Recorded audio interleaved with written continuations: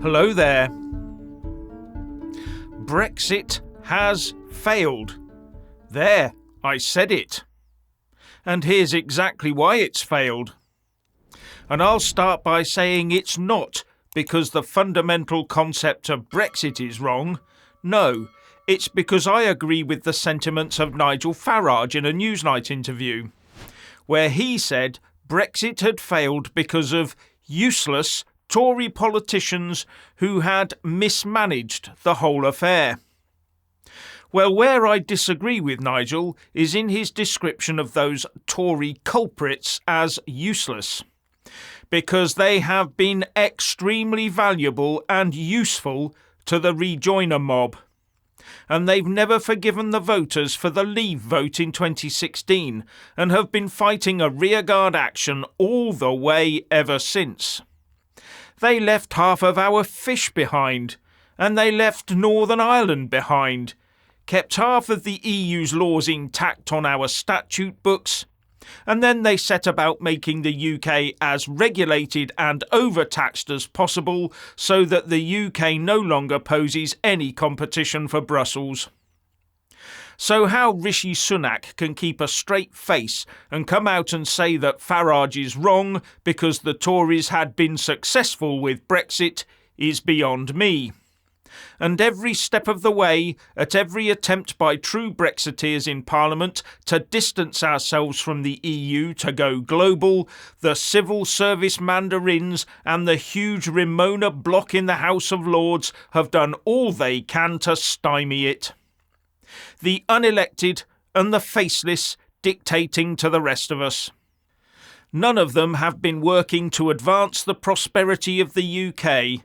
In fact, judging by their actions, they seem more intent on causing a UK economic failure. And that, of course, is not for our benefit. No, it is for the benefit of those that wish to control us. And so much of our establishment has now been captured or bribed by these controlling people and entities that it is hard to fight it off. Right now we hear that fiscal drag will pull 1 in 5 people into the higher tax brackets, and they've just increased corporation tax from 19 to 25%, an over 30% increase.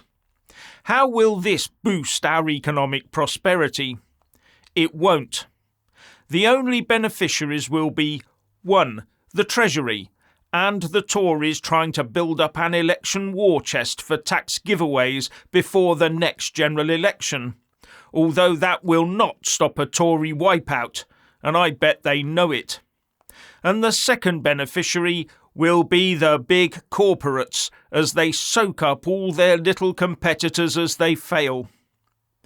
Anyway, Labour has the next election in the bag, and our Brexit problems will then just get worse, and part of that will be the internationalisation of our general election vote. Internationalising our democracy, something I talked about yesterday. And in doing that, Keir Starmer's Labour Party will start the process of removing the concept of the UK national, because there will be no benefit to being a UK national, because Starmer would effectively open up citizenship without the new voters having to make any commitment to this country at all. Being a UK national will no longer confer the right on you to have the say in how your country is run, how much of your money is taxed, and how that tax is spent. And net migration is rocketing up, with warnings that next year will be even worse than this year's projected 650,000 to 1 million. And once again we have the internal controlled opposition stuff of Tory MPs and ministers clashing over net immigration to make it look like someone cares that it's too high. This is wide open borders, wide open voting stuff, and the start of you becoming a stranger in your own land, while UK nationals in foreign lands will not get the same right. Well, not yet, anyway, because this is all part of a much wider plan, a plan to remove nationhood from everyone and make us all citizens of planet Earth, and all centrally controlled in the mother of all command economies. Huge government and huge corporations calling all the shots, all starting with the pliant, developed West first, where the controlling institutions that have power over you are run by selected, not elected, selected people, and they are thousands of miles away, faceless and unaccountable. As an example, when did we, the people of the UK, agree to have the UN's WHO running our health emergency responses? Which Tory or Labour manifesto was that in? No, it's a stitch-up, and will probably be agreed prior to the next general election so that no party has to put it in their manifesto. The new normal for these things is to agree a treaty internationally and then enact it later into domestic law, claiming that we have to follow an international law they, signed us up to. How many more of these will we be bounced into with no say? When did we vote on 15-minute cities? Shutting down our energy security? Mandating arm interventions, or orders to stay at home, all while the great and good conditioned us by publicly meeting and greeting masklessly at grand events like the COP26, the G7 and G20, where the servants were forced to wear their masks. And just about the only time the important attendees did any social distancing was to pose for the conference photos. And quietly in the background, the taxpayer was being comprehensively fleeced out of squillions. And then there's all those excess deaths, or should I say those excess coincidences. How was that ever allowed to become a thing? And who voted to give the government powers to use PSYOPs techniques and the security services, including the army, against their own people? Now, Rishi Sunak is at a Council of Europe conference in Iceland today, where he wants to talk about the growing international migration problem. The Council of Europe being the non-EU body that runs the European Convention on Human Rights and its human rights courts. But it seems the Council does not want to address international migration. The focus will be on Ukraine, artificial intelligence and the environment. I get the feeling the Council of Europe and its ECHR judges would rather like the immigration crisis to continue ad infinitum. They'll just ignore Sunak. It'll be his Cameron moment, but I doubt he'll do anything about it. And talking about judges, the FT is running a piece today about UK judges who use tax avoidance mechanisms. But get this, there is no hard and fast rules about what they have to declare, unlike MPs and councillors, for example. In fact, it appears that judges are to be totally trusted to make a declaration or recuse themselves from a case where they themselves think there might be a conflict of interest. It's totally their decision.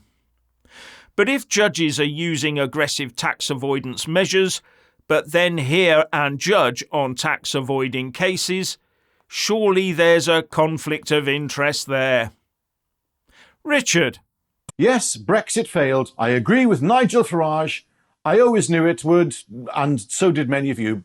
And that's because there was no way the Remainers, the authoritarian centralisation zealots, were going to allow Brexit to succeed. The cabinet is filled anyway with Remainers, blah, blah, blah. The establishment, and I mean the global establishment, wants more centralisation. And the EU is nothing compared to the centralisation they have in mind. There's a centralisation ahead, the global centralisation. And our World Economic Forum serving king will be over the moon, especially with Prime Minister Starmer at the helm. Oh yes, he loves the World Economic Forum and centralisation. You can just hear His Majesty gushing over Sir Keir. It's so good to have you doing our great work of ages. We'll see you at the lodge for Friday night sacrifice. Bring your own, just like Edward Heath did. Now, off you go. You may not want a Labour government, but it's coming, thanks to the deliberate, managed collapse of the illusion of a two-party state. Tony Benn would be turning in his grave looking down. Yes, you can just hear him now. I suppose I'm very disappointed in how the Labour Party has ended up. There is no point in sticking our heads in the sand. We are going to have a Labour government very soon, but this one will be fundamentally at odds with the values of the British people in an even worse expression of the World Economic Forum globalist uniparty currently governing us under the Tory branding. The switch in branding and in players to a more overt liberal left-wing ideology can only be a bad thing. So how do you free-thinking peoples with traditional and inherited Christian values manage to exist in this impending switch of branding? Well, it won't be easy. Keir Starmer openly himself is a big fan of the World Economic Forum, and I'm sure he will hand over any medical and health jurisdiction over to Doctor Who. And I think you know who I'm talking about there, or what I'm talking about. The problem is, we will have to comply. If we don't, our lives will become almost impossible to live with centralised digital currencies looming and the end of bodily autonomy. And of course, we will have to accept and embrace unrestricted new arrivals living very near to us, maybe having to take them into our own homes by law. That's our future. Sounds great, doesn't it? What's not to like? I mean, just think how happy you will be under an even more extreme version of the authoritarian rule we have experienced for the past 3 years. I find it amazing to know people are genuinely stupid enough to vote for this impending Labour government, but I'm not completely surprised. Oh, and if there is another global health event, anyone who previously complied with the rules and they then this time rebel, if the masses this time rebel, I think this time I'll stay at home and not go out, because whatever the herd seems to do leads to doom. So I will be wearing 15 face masks when driving my car alone, and I will wear at least 3 at night when I go to bed. And if everyone refuses some new form of arm intrusion, I might just take it. But back to Labour and how free-thinking, decent, law-abiding citizens will react to this new expression of the global agenda. Well, what can you do? Short of breaking the law and having a full-scale rebellion, there isn't much on the table. They are coming for us. So all I can suggest is what I suggested a few days ago, and that is establish communities of like-minded people. And it will help if they are in your close proximity. And you can start the community here in the comment section if you want. Talk to each other, for goodness sake. Anyway, I think I'd better stop this rant before I enter into full prepper mode and change my name to Dwayne. I'm going to end this, though, on a positive note. So, would you like to hear something positive? Something positive, yes? Okay, let's start with the best news of the day. And that is, you are breathing. Some of you may not be in good health, but right now, you are breathing. And we should be mindful of this very moment that we are sharing. And that means we are sharing a common experience. And we are not alone, because the one thing in life that can be unbearable is loneliness. You can be in a bad relationship and that feeling of loneliness is indescribable. Oh, I remember that feeling in the past oh too well. But as I said, right now, you are here and that makes us a community. And for one moment, even the most lonely of you, I tell you, listen to me, you are not alone. We may not be a community where everyone agrees, yet it is the simplest things in life that we share that can bring a smile to our faces. So I would like to end this video by sharing something with you. My better half she is currently using her new steam iron type thing that doesn't require an ironing board that she bought yesterday off Amazon. And the look on her face is priceless as she tries in vain to find merit in her dreadful purchase, whilst in denial that the thing is a load of rubbish. Yet she is continually asking me if I can see a difference in the dress that she is steam ironing. And like a dutiful man, I say, yes, I can see a difference, and how remarkable her new ironing board-free steam iron is, even though no discernible difference can be observed between the dress as it is now and the dress before she began ironing it. I just wanted to share that simple event with you.